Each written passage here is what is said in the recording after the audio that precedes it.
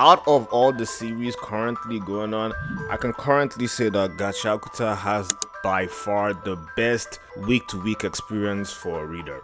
In the last couple of weeks, the stuff we've gotten from the series has been nothing short of peak, and this chapter 155 of Gachiakuta, took it to a whole nother level. We got some of the best action sequences we got in the story. We got to see Maimo use his powers to absolutely body the cleaners, and to top it off, we got to see Rudo use his jacket in a super creative way. If you stuck through the intro, what's good fam? It's your boy Toby Cads here with another chapter review of Gachiakuta. Before we get into it, don't forget to subscribe and like. With that out of the way, let's delve into this amazing chapter of Gachiakuta.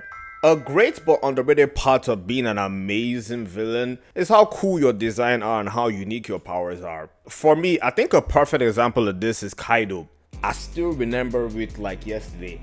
Chapter 921 of One Piece, where we saw Kaido's dragon form for the very first time. A story like One Piece has a lot of crazy shit, but seeing that dragon for the first time, even in the context of One Piece, that was just like, wow, you just dropped your mouth like, whoa, this is something we've not seen before. Like, it was crazy. And if I'm being for real, with the last couple of chapters, it's honestly been the same for Maimo with me.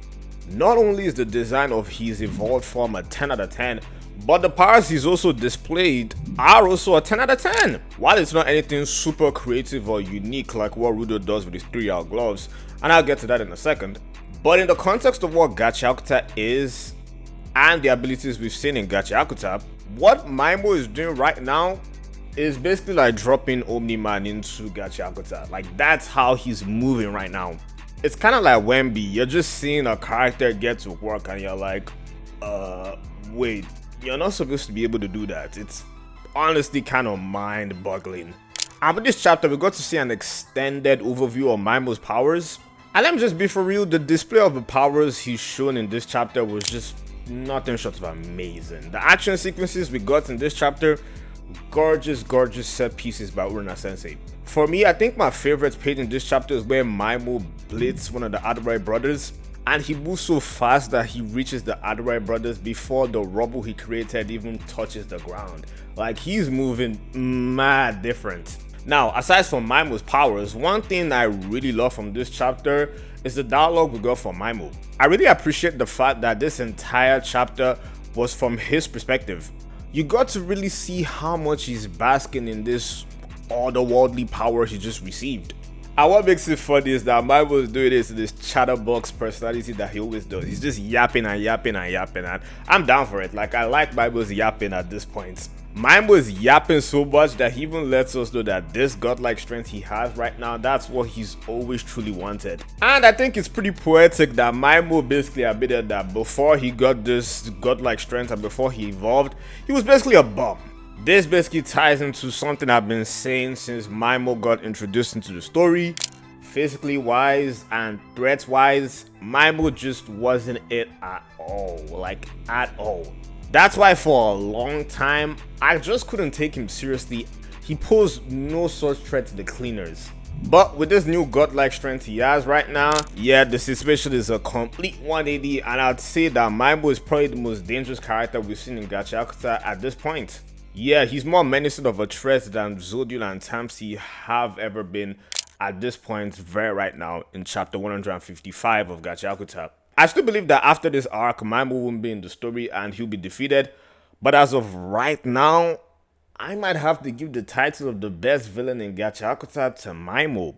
You see, when it comes to Maimo, he already had the best personality and character. How he switched from that vibrant, showman-like personality to that dark, sadistic, twisted personality, I really enjoyed that about him. I really liked him. It was very Joker reminiscent, if I'm being real.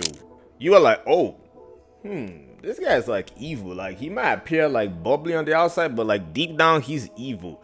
And with the power to back it up now, like, he's obviously the strongest character right now. He's just a complete villain from head to toe. Like, I don't think he has any flaws as a villain right now.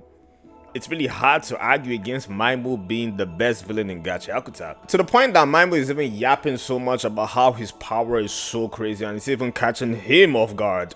There's 2 lines of dialogue in this chapter that I want to bring to your attention that'll probably play a huge role in the series going forward.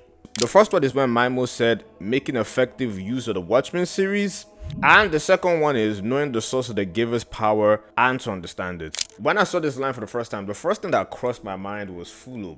The reason why is obviously because of Anima. When Maimo is talking about the source of a giver's power and trying to understand it, I mean, what else could he be talking about other than Anima? We know from Simu that humans transfer their Anima to an object which in turn turns into a Jinki. But that line from Maimo basically confirms that Anima most likely could be used in different ways that we aren't privy to yet in the story. And if you think about it, it makes sense. Why can Kuro turn to a bird? Like, I always just thought about that. That probably has something to do with Anima. So I'm looking forward to finding more about Anima and how it ties into the whole Gachiakuta power system. The funny thing is that the whole Jinki power system already was pretty solid. I think he had a lot of depth to it, especially thematically, how the objects relate to the owner. I thought that was very good and very excellent. But if the power system is going to get more complexity and depth to it, yeah, it might even become much more better. There's a possibility that the Jinki power system could move up another tier and be competing with the likes of Stans and Nen as one of the best power systems we've seen in anime. Now, the second statement, making more effective use of the Watchmen series. Y'all remember when times he saw Rudo using his 3-hour gloves and it was like, oh, what a waste? I think this statement from Maimo basically ties back to this. The statement also confirms what I've been thinking for a very long time. The Watchmen series have a whole lot more to them. Like what we're seeing from them right now, that's just the bare minimum, the bare bones to it. Rudo, Zodio, and Amo, they're really not using these things like how they're supposed to be used. I feel right now in the story, we've only seen a limited display of what those Jinki are truly capable of. Bruh, not only was this chapter amazing action-wise, but we got a whole lot of lore and world-building ramifications. Bruh, I love Gachiakuta so much. Like, I love Gachiakuta. From this chapter alone, the whole way we perceive things in Gachiakuta is gonna change completely going forward. And y'all know how much Maimo likes to talk. Like, he's gonna give us the spiel to something. We might not get the full context to the things he said, but we're gonna get some pretty good information, which will in turn make us learn more either about Anima and Jinkies or the Watchmen series.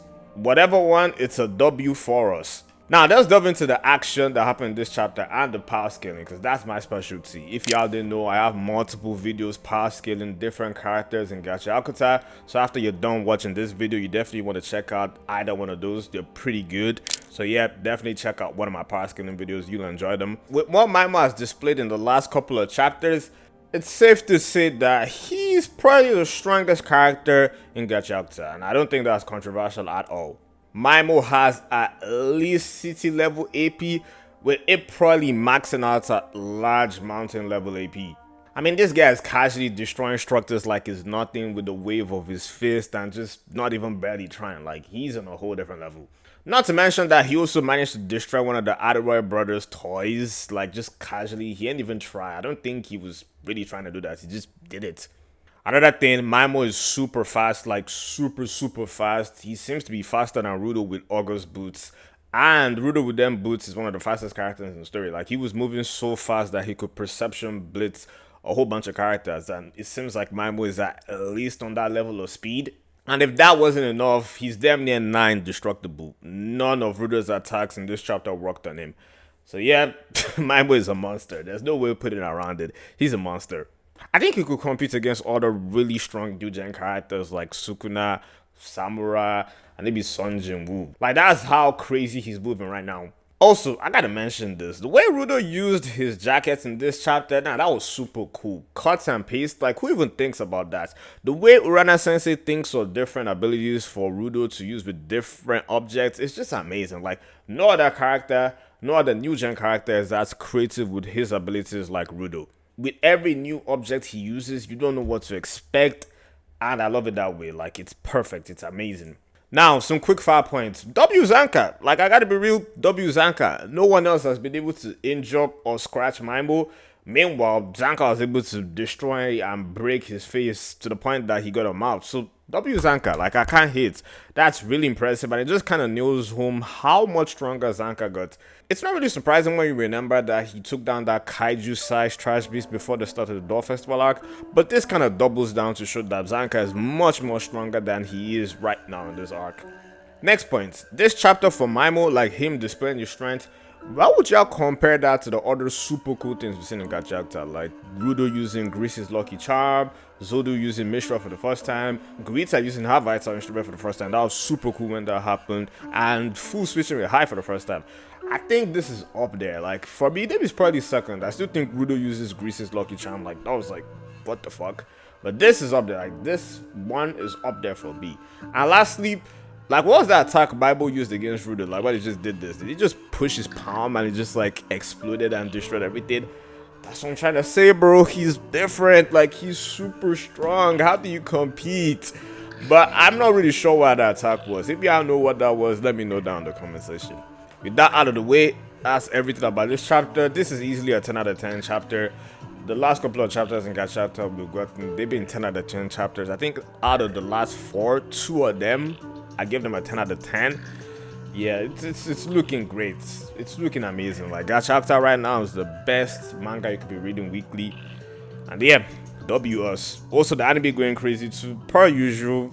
Like, we eating good as Gachiakuta fans. We eating good. But that's all for me. How do y'all feel about the chapter? What thoughts do y'all have of the chapter? If y'all enjoyed it, let me know. If y'all loved it, let me know. Until next time, love y'all boys. Peace.